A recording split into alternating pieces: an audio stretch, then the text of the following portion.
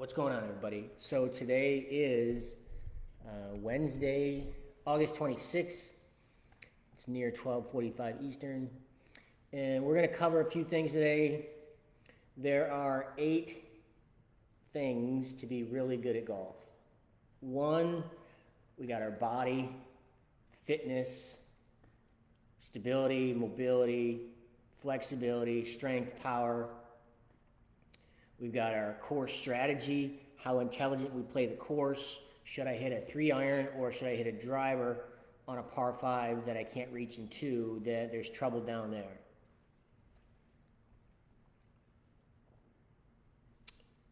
Mindset, like confidence. Confidence comes from having a better skill set in putting, finesse wedges, bunker, distance wedges, and the full swing.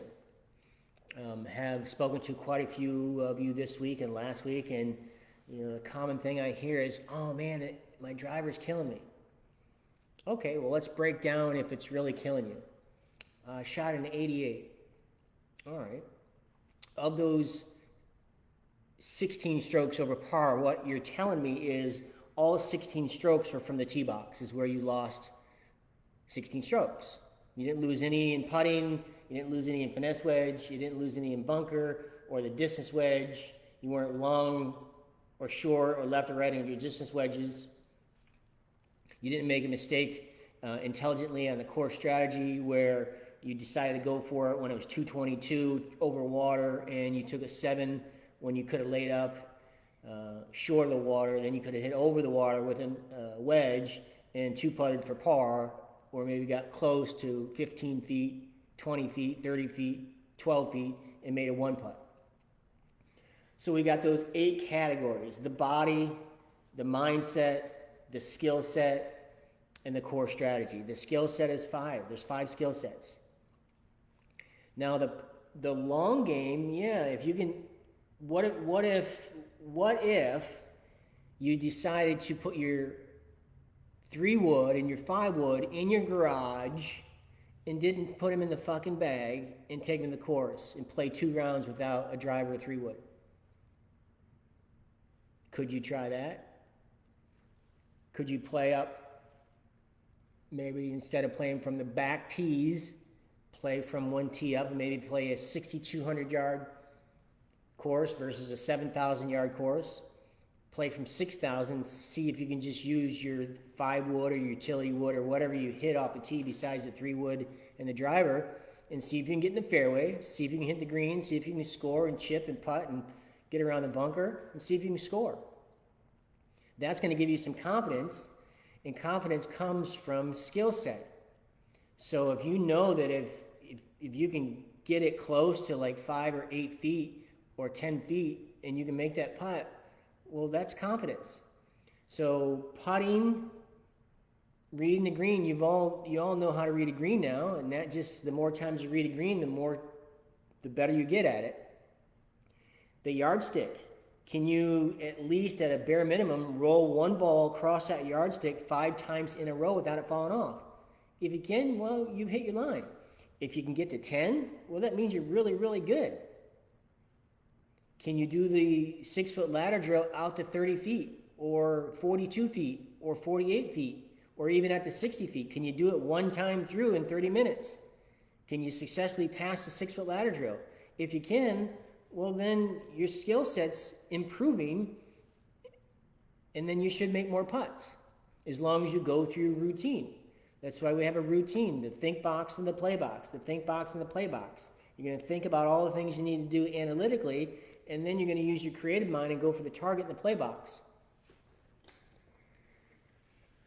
Finesse wedges.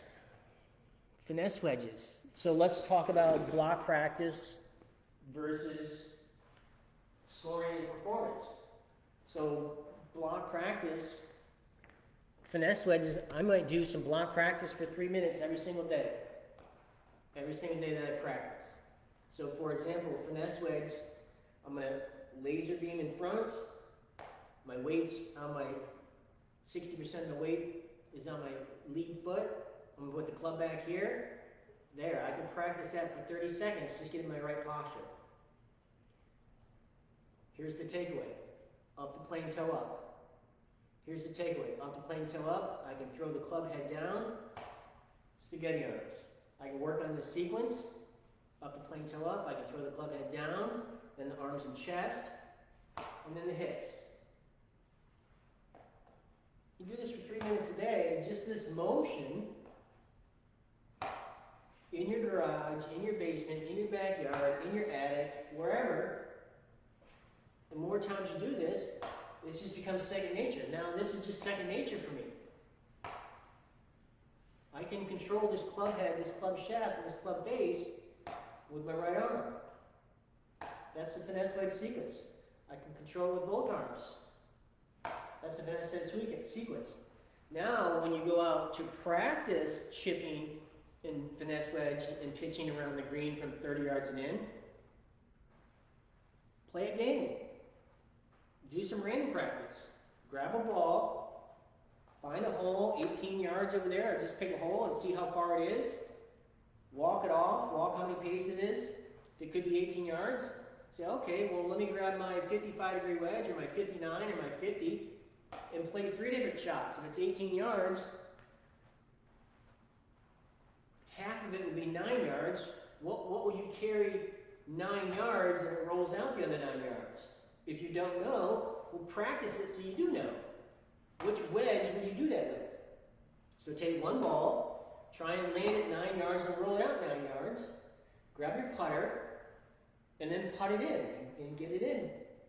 See if you can get it in 2 strokes. That would say par. See if you can get it to land 5 yards and roll out the other 13. And then see if you can get it to carry 15 yards, stop and roll out the other 3 yards, and see which club you have better control with and more confidence with, and whatever you have more control and confidence with, well then use that one until you can practice the other 2. So in the finesse wedges, you're going to have ones where you want to carry it a total of 18 yards, and you're going to want to make sure that the other option is to let it get to 18 yards to the hole. So you have carry distance, 18 yards. Can you take a club and grab a towel and place a towel out there somewhere in the distance and measure off 8 yards, 13 yards, 15 yards, 25 yards. Let's say it's 21 yards. Can you take 3 balls, go through your routine, and hit that ball 21 yards, and it carries and lands on a 3x3 towel? If you can do that 1 out of 3 times, that's pretty good. If you can do it 2 out of 3 times, it's really good. And if you can do it 3 out of 3 times, you're really, really good. That's called distance control. Distance control with your finesse wedges. So now, a lot of you guys are having a hard time with a full swing, and I keep preaching and talking about the best full swing series, part 1, 2, and 3. Part 1, 2, and 3. Because part 1, all I'm doing here is my right side, my trail side for right-handed golfers and left-handed golfers, the trail side is lower, and all I'm going to do is turn my shoulders 45 degrees, or just pull it back behind my head, or just pull my scapula back 3 inches, whatever term you want to be familiar with, that's the first move. Now if I put a club in my hand and I do the exact same move, look there, that's the finesse wedge right there.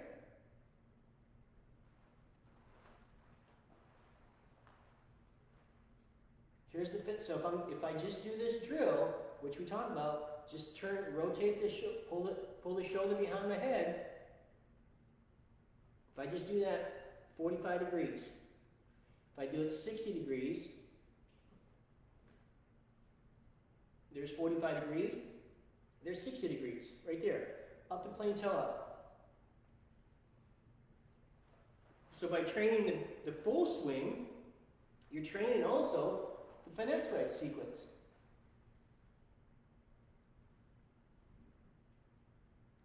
There is no reaching, moving of the arms. I have my hands, arms, and shoulders connected together. My dimples are pointing to the sky, And the back of my triceps and biceps are connected to my chest or my rib cage. And it's a structure. I'm not letting this structure, all I'm doing is I'm pulling my shoulder and my scapula back 3 inches. There's the takeaway. There's the takeaway in full swing, there's the takeaway in the distance wedge, there's the takeaway in the finesse wedge. It's the same thing. So the finesse wedge sequence is here. You're going to have a little bit of a cock in your wrist. So there it is. So I want to have some nice momentum downward.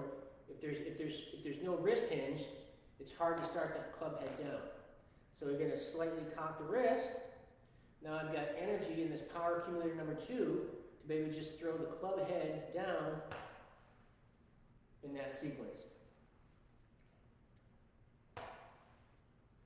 So you notice how when I stop the club head down and then I let my arms and chest, it just clips the grass perfectly.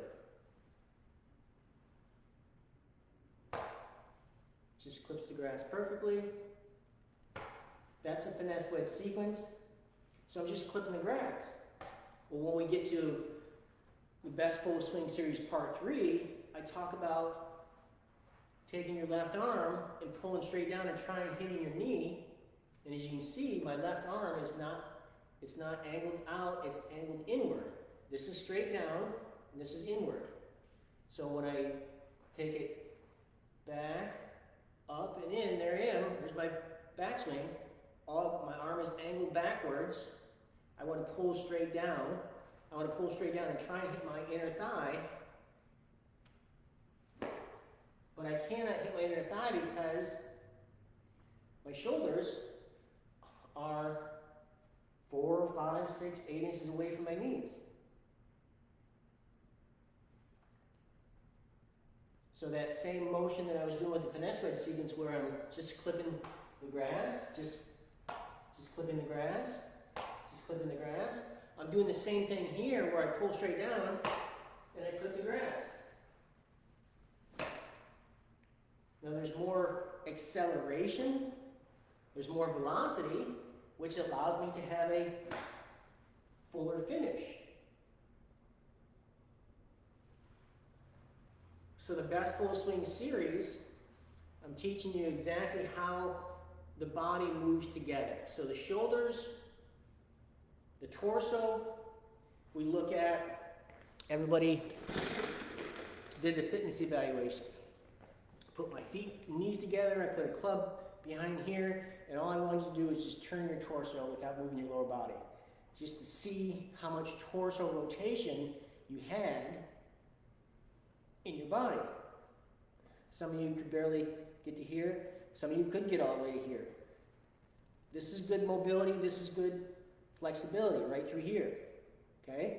So now all I'm doing on a vertical plane is I'm turning my torso around my spine. And then I get the gall posture, and then I don't want to move.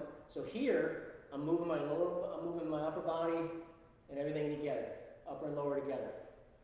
But when I do this drill, I don't want to move my lower body. All I'm going to do is move my shoulder, rotate my shoulders around my spine, and allow my head to move with it.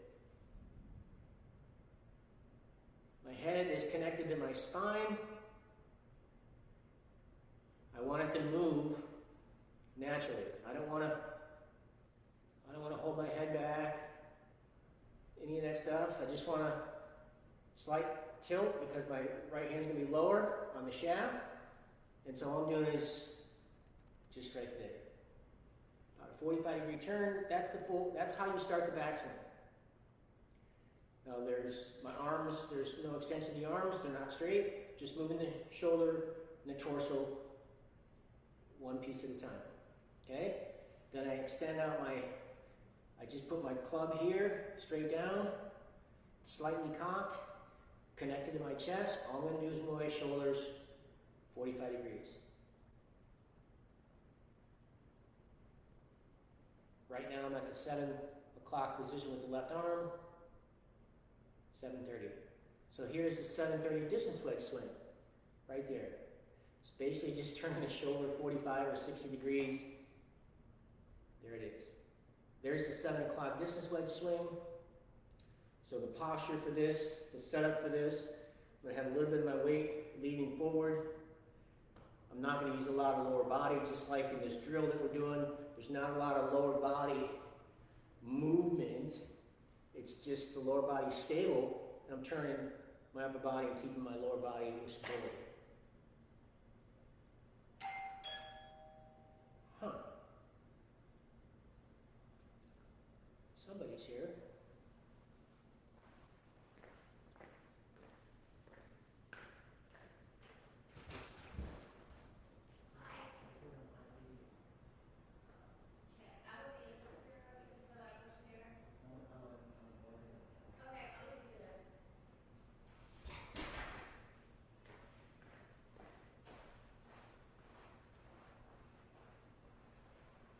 So the right shoulder here, I'm really stable. I'm loaded up on this glute here, and that's just the first part of the swing. So then if I go back to just turn, put the club in my hand and pull that shoulder back, hands are still right hip high. And right here, hip high. That would be the perfect finesse wedge. That could be the perfect 730 swing. Now for the 730 swing for the distance wedges, a little bit of weight on my left foot. It's just more hands, arms, and shoulders, more hands, arms, and shoulders to 9 o'clock. There's not a lot of hip rotation in the distance wedge. I want to keep it nice and stable because I don't need a lot of power. Remember, the distance wedge is really only going to be 7 out of 10 energy, velocity, acceleration. Whereas if I was going to hit a full 9-iron shot, you know, that's 10 out of 10 energy, full 10 out of 10 energy. But for distance wedges, I just want to get to 9 o'clock, have a stable base, and then swing with grace. Just pull straight down, shift my weight, and you see my right foot, my knee, my hip, and then 7 out of 10 energy. With the finish right to here. Distance wedge swing 730, 7 out of 10 energy. And I can just practice this in a mirror and a camera. 5-10 minutes a day just on distance wedges at 730. 5-10 minutes a day just on 9 o'clock swing. 7 out of 10 energy. And then at the same time, we can still, now that we've worked on the backswing, shoulder, and then once I get to here, I'm going to elevate my left arm, but I'm going to come over my right shoulder. Elevate my left arm. That's all the left arm does. It elevates and comes across my chest. Not behind my chest, not behind my arm. That's going to get too flat. It's just going to elevate and come across. And it's going to get up to about shoulder height, maybe a little bit higher than shoulder height. So we'll look at what the left arm does. So I'm just going to turn my shoulder, and I'm going to elevate my left arm. It's a little bit above my shoulder, a couple inches above my shoulders. Turn my shoulder, pull my shoulder back. My right arm, my left arm's angled in. It's not out here. I see a lot of you guys coming out this way. Just gonna bring it right to here. And then I'm gonna elevate it, shoulder height, there it is. That's all the left arm does. And then the right arm, all it does is it bends and it slightly externally rotates.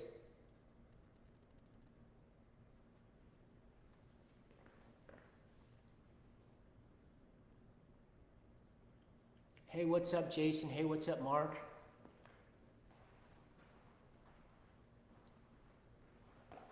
So the first part of the swing again, pull the shoulder back, elevate the left arm, and right here, as I start to elevate the left arm, I'm going to continue to go from 45 to a 90-degree turn, 80-degree turn.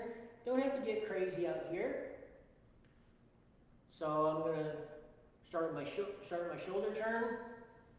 I'm going to elevate my left arm, continue my shoulder turn, full backswing. My hands are about a couple inches above my shoulders. 10 o'clock on the clock.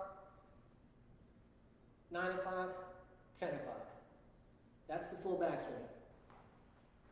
And then how do we start the downswing? Well, once we get up here, we're just going to squat. So the squat is the same thing as a step change direction.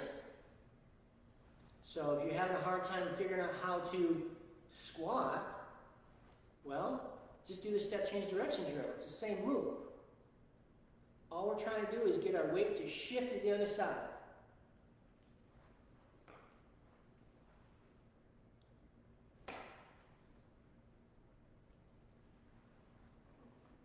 So squat to square. Squat to square.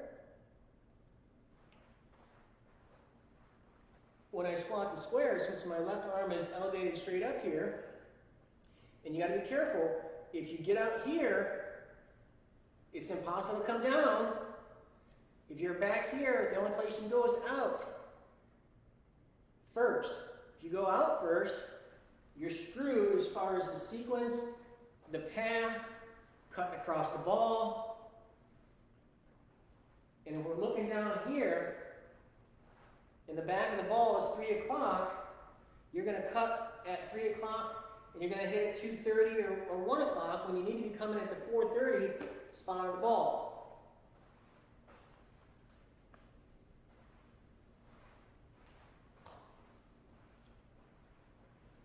So squat to square. Squat at the same time I'm doing the squat to square, I just want to pull my arm straight down. So I'm gonna squat to square and pull down. Take my weight forward. Squat to square and pull down my arm. And what's this do? It forces my right elbow right into my side here. And this goes back to this LC1 lower compression training aid. I've been preaching about this for about 60 days. Anything that I talk about and I recommend getting, it means I've tested it. And I tested this. And based on what we're trying to learn, a new pattern in our full swing, where you guys are having such a hard time with the driver and the long irons, well, if I put this contraption on my arms here, and all I do is I pull my shoulder back,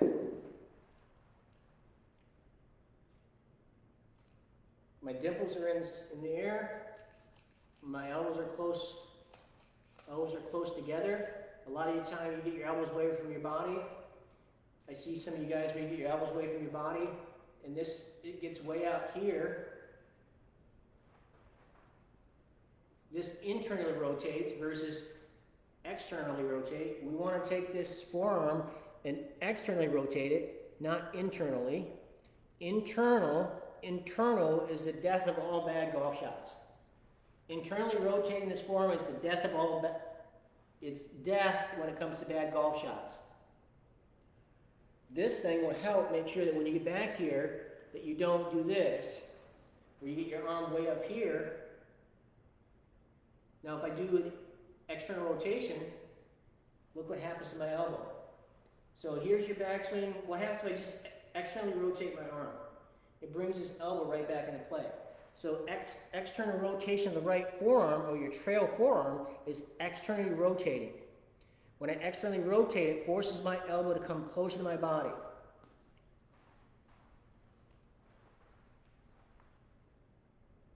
This is a good downswing sequence. Getting the elbow close to your body. I got my forearm right on plane, meaning right on plane because it's going to come right in at the back of the ball here, versus internal rotation.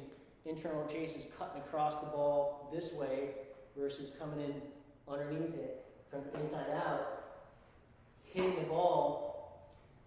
If the ball back this way is 3 o'clock, and that way is 9 o'clock, and this way is 6 o'clock, you find a spot right in front of you on the ball, 6 o'clock, and the back of the ball is 3 o'clock. You want to hit that ball on the dimple right around the 4:30 spot on that ball, and you're coming from the inside, and if this elbow is leading just like this, and it's externally rotated, then you're going to be able to just fire right through like you're playing baseball, and you throw, you lead with the elbow first. You don't lead with the hand. You don't lead with the hand. You lead with your left side of your foot. So if I was to just lean back and throw, it's the same motion as I squat to square. If I'm going to throw a ball, I'm going to load up on my right side, and I got to get to the other side, and I'm going to squat and square. So my hips should turn back. I'm going to squat and square my hips, and then I'm going to throw and follow through. But this LC1 compression, there's a link on the group, there's a link here, there's a link everywhere. There's a video on how to use it. The biggest benefit for me that I found was making sure it keeps my elbows closer together. And then when all I do is I just pull my shoulder back, here I am. This is the startup. First part of the takeaway of the golf swing, there it is. You know, if you guys see Justin Thomas, the number 2 player in the world, the first thing he does when he is in his play box is his last move is this right here. That's his last move.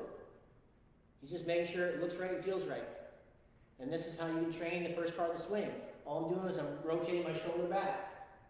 My arms are just connected to my chest. Now I've got a full nice width here. My left arm is straight. And then I would just elevate my left arm. Notice how it keeps my arms perfectly together here. Then when I pull down, notice how my elbow, notice how when I pull down, I fire my elbow. You're supposed to hear this click. You're supposed to hear this click. Oh wow, look at that. Oh, look at that impact right there. Impact right there. Impact right there. Practice slow motion what the impact looks like and feels like. Look at that. All my weight's on my front foot. Oh, look at that. All my weight's on my front foot. It's up here. There's the impact. So we got backswing. We got start down, squat to square. I can pull down, and then I post up, and I'm posting up and turning my hips. I'm posting up and turning my hips. I'm turning my knee and my hips, and the torso and the shoulders and arms are trailing behind, and then I'm going to release. Look at this magical device right here. This right here, this structure, it's perfect. Right there. I can practice the release right there.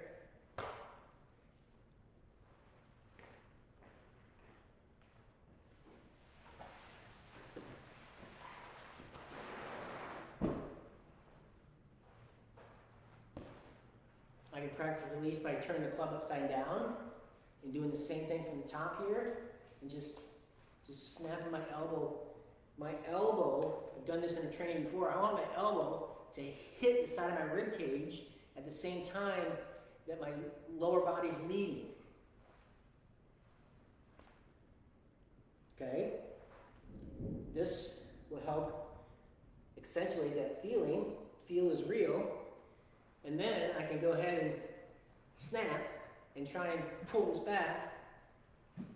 Because if you do it the other way around, you'll break your wrist and you'll snap some tendons if you let that club head just try and stop it there.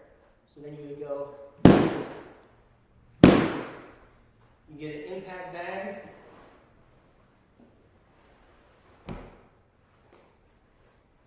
So now I've got slow back, good backswing, load it up, pull down. There's the impact fixed. Look at where I want to be right there. Left wrist is arched,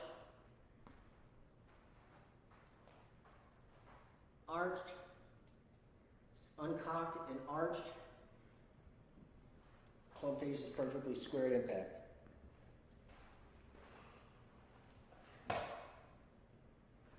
And so then you can just work on 9 o'clock to 3 o'clock, right there.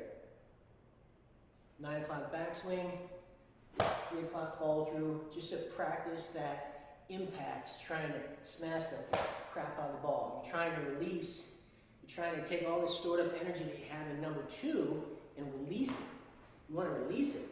You want to release it. You want to snap. You want to release.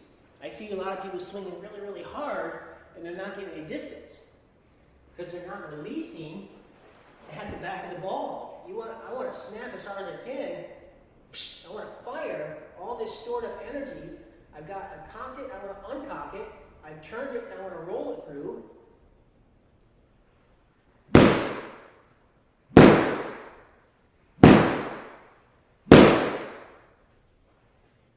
You can hit a couple 300-yard drives just by there and then finish.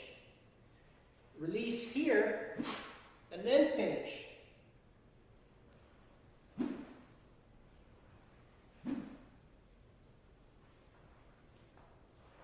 So we got the backswing, we got the start of the downswing, squat the square, we got post up and turn, we got the release, and we just got to follow through. And the follow through drills, you know, we can do Excalibur sword number 1. We talked about impact fixed position. This is where I want to be at impact with that LC1. You can see my elbows are fully connected here. I want this elbow here, and this is at impact. This full structure. My hands are on your shoulder, the structure. Club shaft is angled, good ball flight. So this is impact fixed. This is what it looks like, it feels like impact. So from here, pretend that this club is Excalibur sword, and you gotta pull it out of the ground. It's stuck in there, and you gotta pull it. You gotta thrust it like it's difficult. Like you gotta pull it out like it's 20 pounds, and just pull it out.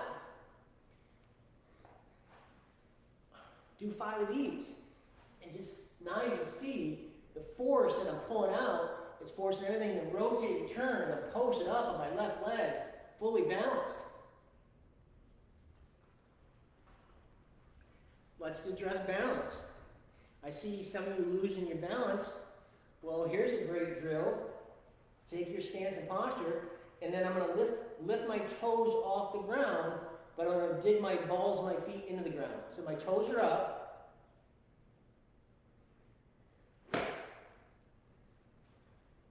Toes are up, balls of my feet are dug in the ground. Perfect balance. That's one way to get better and better balance, is lifting your toes off the ground and do some drills like that. So right from Excalibur's sword on the ground, we can do one-arm pull downs. One-arm pull downs is to help establish a new motor pattern that you've been doing to pull down as opposed to going out first. So many people go out first and they think they're coming down first. They go just like this and they think they're going down. That's out. Down is practice your backswing more vertical. Jocelyn Thomas, Dustin Johnson, more vertical, and then just pull straight down. I clip the grass perfectly. Pull straight down. I clip the grass perfectly. Here, pull down. The more times you pull down, the better you're going to build a new motor pattern. And then you can continue driving out with your right shoulder, and then forward with your right shoulder, and your head stays back. But I'm pulling down. See, I'm pulling down. My body's still backwards. I'm pulling down. My head's still backwards. Then it gets forward. I'm pulling down, and then out, and then forward. Down, out, and forward. And the reason I want to pull down is because when we go out, we're going out that way. Out this way on an angle. That's out. This would be 10:30, 10 o'clock. and we're coming at the 430 line, if you enter the ball at the 430 line, you're going to exit at the 1030 line. So if I come down and I go out, I'm going to swing out towards there. And by doing that, the ball will go dead straight. The face is square. So if I demonstrate here, as you can see, I got one ball. I do not hit a lot of balls. I just trained my body and my brain the proper sequence. And if you guys continue to do this, part 1, part 2, and part 3, if you relive this training, if you do all the trainings that I've done, and you can slowly build a full, perfect golf swing for you and your body of how it's designed. And if you're unable to do certain movements, get back at the stretching protocol. So if we look, the back of this ball, we'll call 3 o'clock. Me facing the ball is 6 o'clock. Half of that is 4:30. If I hit the ball at 3 o'clock, it goes left.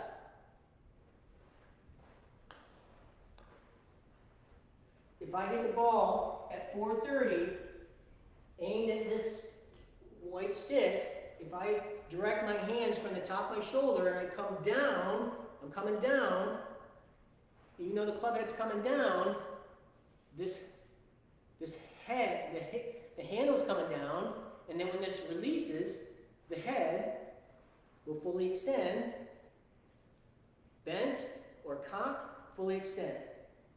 So then, if I swing at the 430 line, the ball should go dead straight.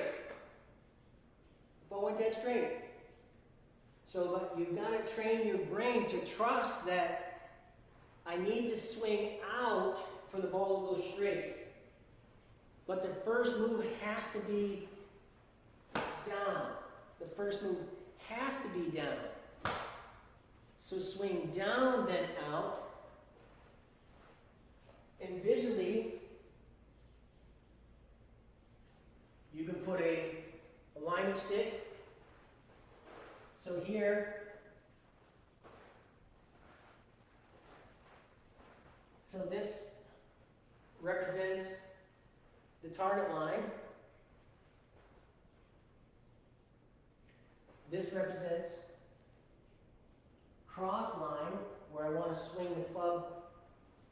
I want to direct the club head at the back of the ball at the 430, not directly behind the ball at 3 o'clock.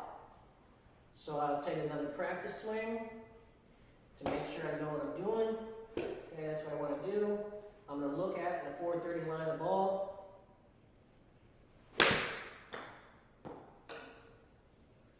Yep, I just trained my brain that if I swing out towards second base person, 1030, swinging through the 430 line, whatever terminology feels good to you, the club face will make the ball go dead straight.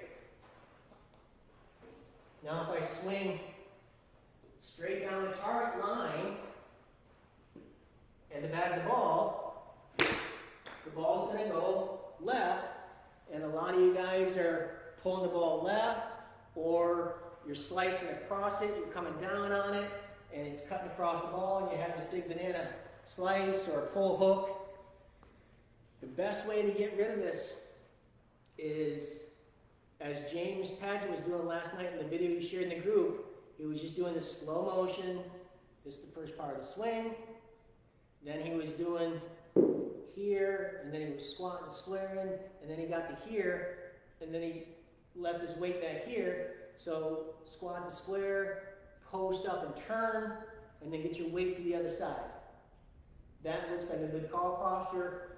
My energy, my chest is all down the line.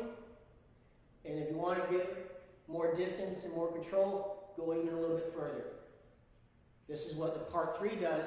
It helps you pull Excalibur sword out of the ground so you understand how to train the body to rotate further.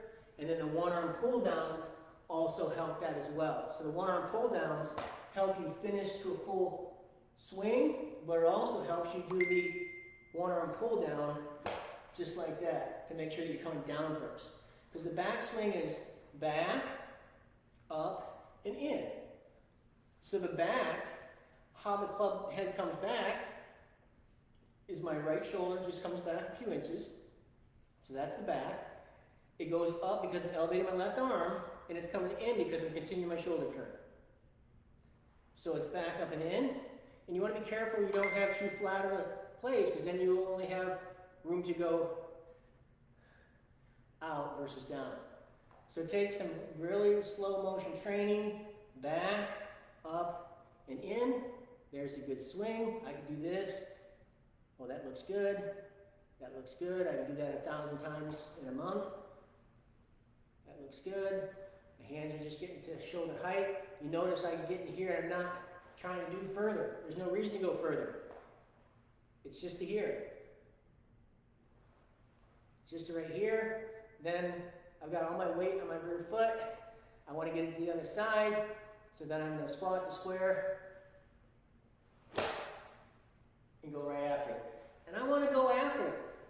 I want to get after it. I want to get after it with some speed and acceleration. I want to get after it. I want to get after it. There's a lot of power if you're going to crack a whip. There's a lot of power cocking this wrist. There's the stored power. There's power accumulation. And uncocking is the release of power. And since we're not hitting straight down, we're swinging on an inclined plane. Well, I can release that power right there. And if I release the power and I keep this left hand like this, the ball's going to go dead right. If I get it squared up, it's going to go straight. And if I overturn it, it's going to hook. So all I'm doing is I'm cocking and uncocking. That's it. I'm not doing any manipulation by trying to roll the wrists or roll the hands over. I'm going to cock it and I'm going to uncock it. So let me get a drink of water and see if you guys have any questions.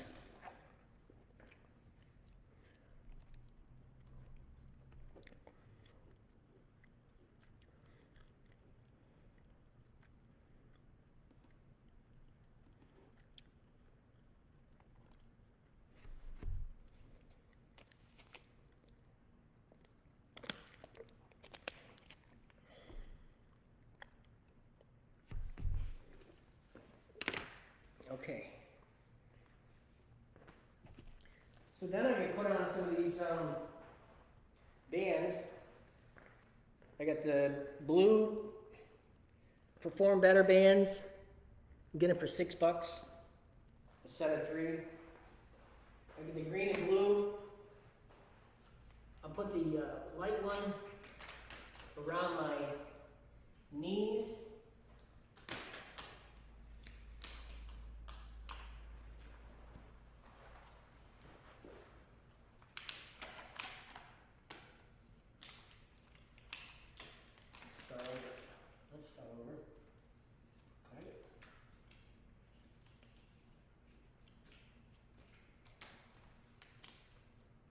Cool.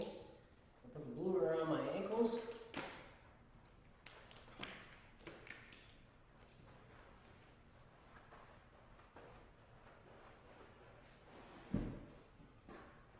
Now I'll do this slow motion training. Now I have my balls of my feet dug in the ground, my toes are off the ground. I got resistance all the way from the ground, all the way up to my glutes and my pelvis area. My abdomens are squeezed. My pelvis is not arched, it's not tucked. So you can go from arch to tuck, and then find somewhere in the middle. Right there in the middle, my abs are fully engaged. So now I'm fully engaged, and all I got to do is this drill. There it is. Now I can really feel, ooh, that's firing. I can feel my inside, the muscles on the inside of my legs and the outside of my glute firing, and so there it is. Look at that posture. So this looks really, really good. That looks really good. My lower body is not moving. It's moving a little bit, but it's not doing this.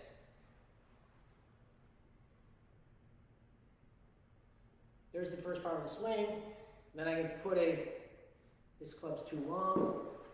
I'll grab a smaller club, a 9-iron here. So right now, this is a workout as well. My glute is firing, my muscles are activated, I'm starting to feel pain and pressure in my legs. So I'm going to do the shoulder turn here with just the left arm. Look at that, that looks good. That's the same thing I just did here. This is all I'm doing here. My glutes are firing right now. Both sides of my glutes are firing right now. So then I can do this here. That looks good. There's the first part of the swing. First part of the swing, this is also the 730 swing. This is all the finesse wedge seat, also the finesse wedge as well, right here. I can do the finesse wedge training with these bands on. Why do I do this? Well, because when I drop my club head down, it forces my knee to turn. Forces my knee to turn where I am. It's the other arms. I see a lot of people do this. Oh, they forgot to move their lower body. So this finesse wedge sequence, oh look at that. Perfect training weight. So now, here's the full swing. Now I can squat to square, pull down and swing. Oh, that looks good. Now I can feel my weight. These bands force my knee to turn and get my toe off the ground, or get my heel off the ground. Everything is towards the target. A couple other things you can do. I can do a step change direction drill. Activating all these, I'm activating the lead side glute too. This is that squat to square. I'm activating here, and I'm squatting, and if we did the butt against the wall drill, you'd notice that the butt stays against the wall versus up here. I see a lot of people do this, and they're swinging like this, when you should be swinging like this. That squat to square. I can do a step change direction drill. Step change direction drill. Whoa. That forces everything. I can do the step change direction drill.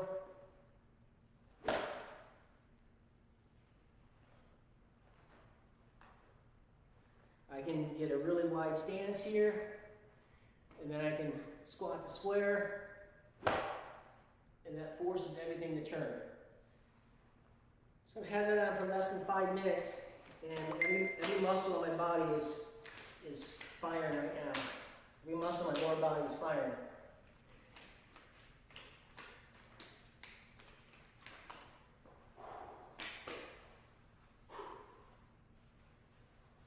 So, a couple bands. I'm feeling when I do the squat to square, I feel that left glute still activated right now. So now I can do one step change direction drill. Yep. I can do a pull down and squat to square. I can do these pump drills. 1, 2, 3, 4. Pump 1, swing. 1, 2. Notice how stable my lower body is. If this is the backswing, this leg is not bending, this knee's not sliding out. It's fully stabilized because I have all the weight on the inside of this foot and all the weight on the inside of the left foot. And now I'm using my ground forces and I'm pushing off from the right as I'm driving to the left. And another thing to have in the back of your mind is from the top here, I want to drive this handle to the ball of my left foot. So when I'm doing the squat to square, I want to drive the weight to my ball of my left foot.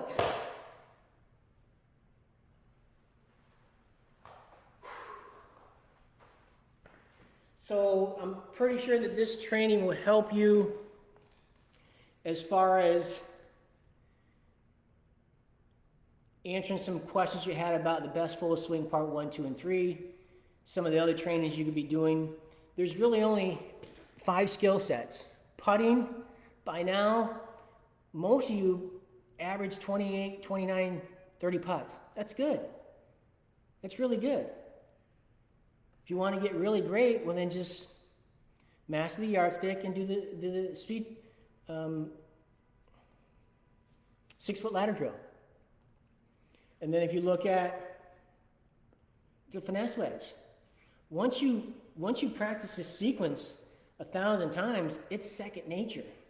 Then you just go out and practice performing under pressure by playing games or random shots. Pick a random hole, pick 3 random holes, take 1 ball, see if you can get up and down with your wedge and putter.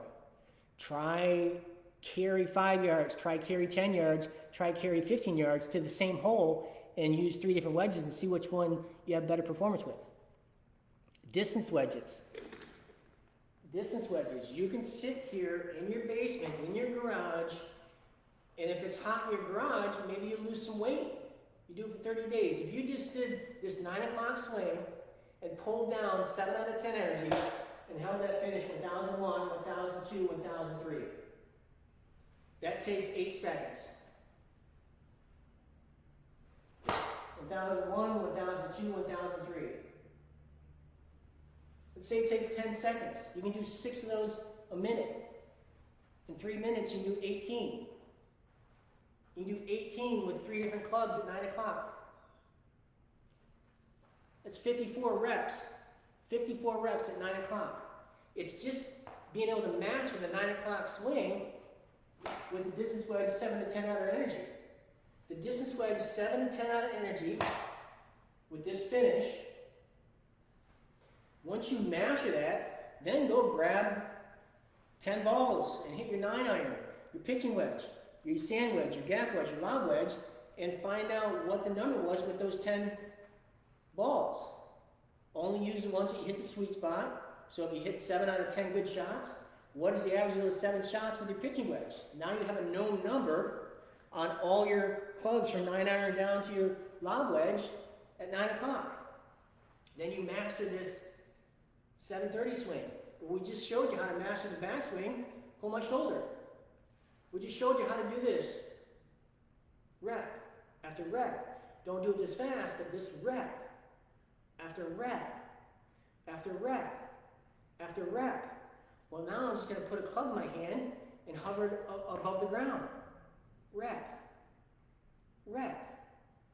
Rep. There's my finesse wedge. There's my finesse wedge sequence.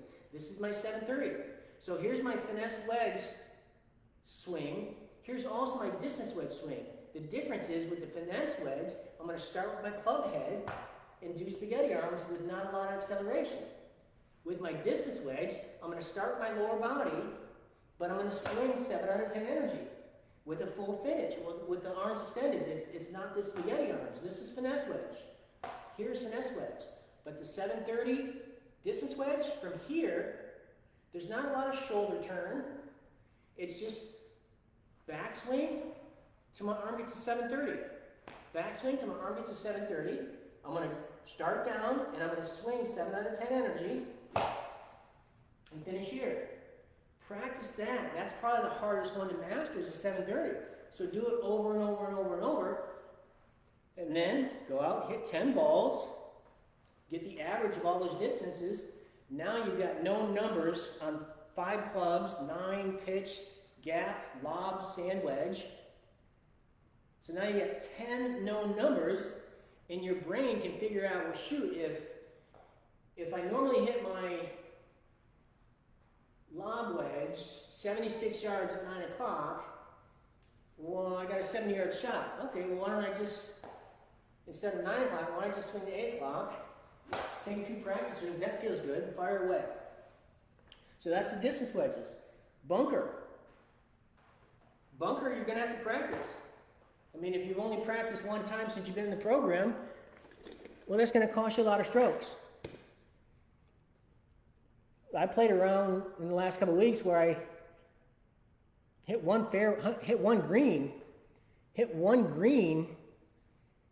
on the front side, and I shot 1 under. I had 9 putts. I had a chip in. Two times I got a birdie from off the green, chip in and putting off the green from the fringe, 25 feet. And then my bunker, 3 times out of the bunker, I got it from 9 feet, 4 feet, 3 feet to save par. And one was for birdie. So finesse wedge, putting, bunker. This is why it's the first thing we do in the first 30 days. You master these things. And if you haven't mastered them, go back and do them again. If you're stuck or uncertain of how to do it properly, I keep posting in the group my calendar. Zoom with Dean. Zoom with Dean. It's there everywhere. It's everywhere. Send me a message. I'll get you on my calendar. We can work from your living room. I prefer you working from the driving range, or at least having a space where you can swing a club, not from your office, not from your desk, because we can't do any training. I want to train with you guys. So let's train. Be in an environment where you have a camera, you're at the range, get on my calendar and let's rock. The other thing, if you are shooting 88s or 85s because of your driver, well, what would happen if we spent the next 3 weeks, 21 days, doing what I just did every day for the next 21 days? I would assure you that if you use the LC1 and you break the body down, you break the swing down, specifically for you, piece by piece, and know where the muscles are at, know what's being used and where it is, I can assure you that you're going to own the tee box. Because then you're actually going to swing the club. So now, after doing all this training, no more thinking, no more mechanical stuff, no more analytical stuff. I'm simply just going to swing the club. But I'm not hitting the ball. I'm just going to go through my routine. I'm going to get set up. I'm going to stand tall. I'm going to tuck. I'm going to turn. And I'm going to swing out to 10:30.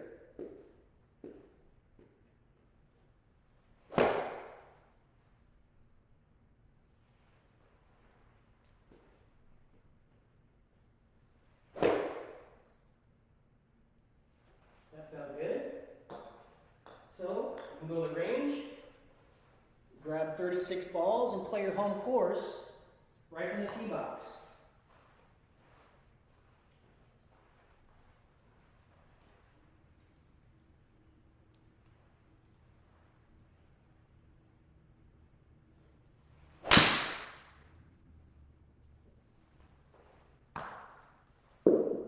So that's all I have for you today. You guys have any questions? Get on my calendar. If you're doing some training, take a video of it. Share it in the group. Let us take a look at it. James, what you did last night was great, man. Share some more of that stuff. Anybody else that wants to share a video, use the group so I can see it. It's the best. That's awesome. Take a video, post in there, get on my calendar. Let's have some fun. And then just set your identity. Your new identity is a +1 golfer or a scratch golfer, whatever your goal is. Just start talking to yourself. Use some affirmations. You know, I have a correct, powerful, repeating golf swing that works best under tournament pressure in front of very large crowds. I'm considered the best putter in the world. And believe it, and feel it, and see it. And let your mind bring your skill set to you.